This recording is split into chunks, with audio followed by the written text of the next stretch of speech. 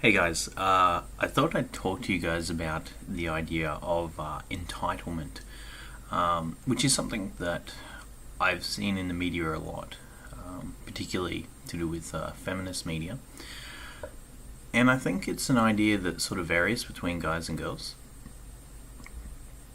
Because basically, the way guys, girls, and feminists, the way that guys tend to view entitlement is not the same as how the feminists view it, which is interesting because it's the same word. And so if you got two different people who are using the same meaning or the same word but a different meaning, that leads to confusion and arguments. Okay. Um, this has been spurred on by a recent murder-suicide I heard about in Brisbane, of a sex worker. I just read an article about it actually, and a young feminist article writer has sort of roped it up to entitlement, said it was all about male entitlement.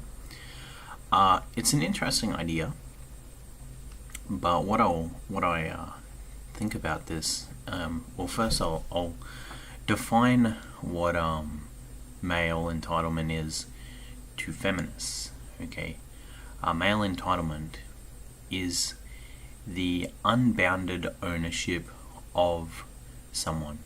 So, in the mind of a male, hence male entitlement. So essentially, if you're entitled, it means you think you already own that person. You can do whatever you want, and that's perpetuated by this idea of misogyny, which is an all-permeating, almost intellectual virus, which is everywhere due to cultures. Okay, due to our culture. Quick side note, a counter argument to that, if you've ever thought about it, is if misogyny is everywhere, that is, the hatred of women is actually saturated throughout a society, the question is, why is it that when people are called a sexist and they're male, that's a bad thing? Well, the answer is because it's not everywhere. Okay, in fact, most people don't like being called a sexist. They don't like being called a misogynist even, which would show that the patriarchy, which is the overall name of the structure that is oppressing women, according to women, these feminist women,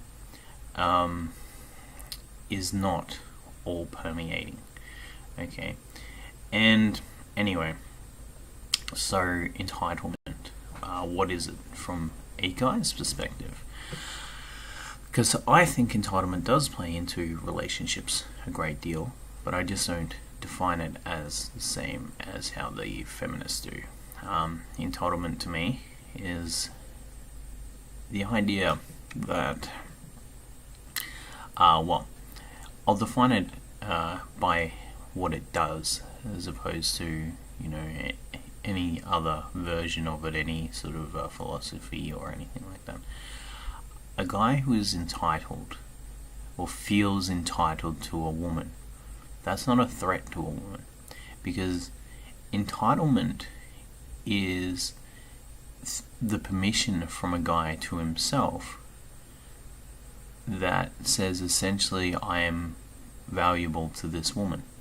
Okay, now that's only one part of the equation, and if that's the only part of a relationship you have, that is a problem. Okay, and this is where I was saying the ideas get confused, because if you only take, a single attribute in a relationship and you bring that one-sided attribute, that's not a dynamic. That is terrible. Okay, it's like having the same conversation over and over, right? Like, you go up to someone and all you do is say, hi, the weather is good, right? That's one attribute, the ability to talk about the weather, and it can be a good thing, but without the dynamics behind it, right? You've got a guy who's like, the weather is good, and then they're like, please, I've got to, do this, and you're like, the weather is good. Now it starts to get creepy and weird. Okay, and that, someone's asking for help, and the weather is good. See, and that's the same issue with what's happening with entitlement. Is it's being turned one-dimensional. Okay, what is the other side of entitlement? Well, it's the obvious side of contribution, because guys have a tendency to wait until they're contributing in a relationship before they actually do anything or initiate anything. And this is interesting because this is something that is left aside by feminists who want to make men the enemy. But it's a reality. And what I mean by this is contribution is what the female decides, what the girl decides. Okay, she decides whether you've contributed or not. She decides whether you have permission or not. She decides anything about her body. And this is what feminists think that men who feel entitled don't have, or don't value. Sorry. And it may or may not be true with some people, but the majority of men, they are all about contribution. Okay, this is where a lot of the cultural norms come from. Men will often serve their lives to women in war, right? Men will often, if a ship is sinking, they're the first one to go down, right, to save the women and children, right? Men will often give the majority of their wealth to women. Okay, so the truth is, men love women, and when people take it out of context and they go, "Oh, it's just entitlement causing these problems," it's like, no. Entitlement is not meant to be a singular characteristic, the lone fundamental in a relationship. But that's how feminism has been taking it. Whereas contribution, that's the other side of things, and that's what guys usually get with most women. And actually, this is even to the extent where it's biological. And what I mean by this is unconscious biological actions. Okay, things that are built into people without them even being conscious of it. There have been some studies that are quite interesting about interactions between men and women, and men don't even realize this, but the studies were showing that without the feeling of invitation, right, which would have occurred from some form of contribution, albeit visual or not, men will not even approach a woman. Okay, and what I mean by this is, say they're in a club, a girl will give brief eye contact to a guy of a certain kind, and he'll walk over and he'll introduce himself and say something. Right? Now that's interesting, except for when the guy is asked, "Why did you walk over?" all he knows is he felt like walking over. Okay? And he's the man, so he was entitled. Now that's interesting, isn't it? So they're linked. He thinks it's entitlement, but she's invited it over because she can perceive some sort of value. She did it with her eye contact of a certain kind. That means, hey, get over here. See, and that's something that you won't be told, because it doesn't, by the general feminist blogs, because it doesn't actually suit their agenda. Okay, yeah.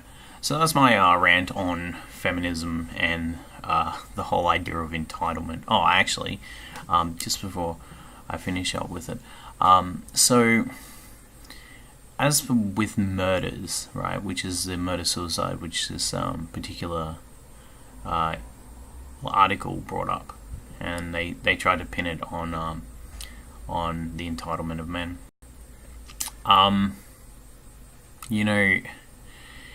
The thing is, I'm not sure what happened in this particular case, but I get the feeling that that actually it may have been the guy was off his head, like actually crazy. And this wouldn't be the first time that feminists have used people who are literally mentally insane and tried to pin it on a patriarchy, okay? In fact, it's so bizarre because there was a guy who in America, and he was on something called PUA hate, okay? And he went and killed a bunch of people, okay? And if you watch him, he's a self-entitled idiot. But thing is, that guy was clearly nuts. Now, the feminists hated that people said that guy was nuts, because according to mainstream consciousness, that guy was nuts. He really was. You look at him, you're like, that is crazy think. Okay? He's speaking crazy. Okay? But it tends to be a very common theme that feminism has lately, to take a someone who is mentally not well and then blame it on, the patriarchy, which in itself is interesting, because it shows that the reality in which they live is already decided, meaning no matter what you say, it's a kind of faith. Instead of it being he was mentally disturbed, which is what his therapists all said, and his parents who rang the police said, and these people should know. Instead of that, it is some other factor which makes feminists right.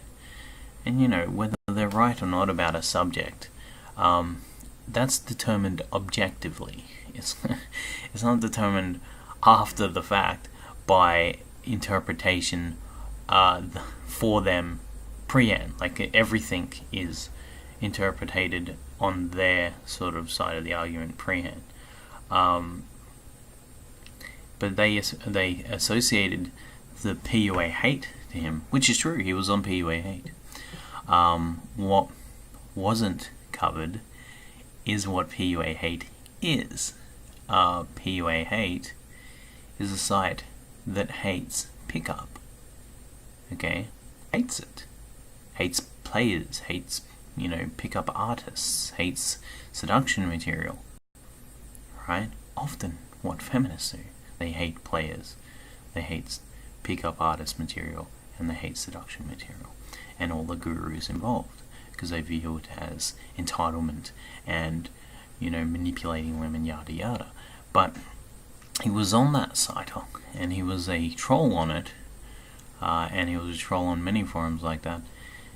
Interestingly enough, how did the feminists and the media portray it? That he was a pickup artist and that he was into pickup art material, which is kind of the opposite. If you got someone who hates something, they tend not to be the people who are involved in it. A KKK member does not actually get involved in black rights, okay? They don't like black rights rallies. They try and avoid it. They might try and fight it and destroy it. However, it's an interesting piece of data that they tend to ignore, the media and the feminists at this point. They were like, okay, here's a guy who hates pickup. We're going to portray him as a pickup artist and say it's the misogyny that caused it. Now, that's fine. Why does this happen? Because it's entertainment. But it's just a curious little thing, because the media is pandering to these entitlement issues and this masculinity hating sort of brand that the feminists have brought to the table. And the truth is that when you look at the picture without any interpretation, it seems that the actions of men are always balanced, but actually they tend to dislike women. They think women are awesome, and they are. Alright, cheers guys, bye.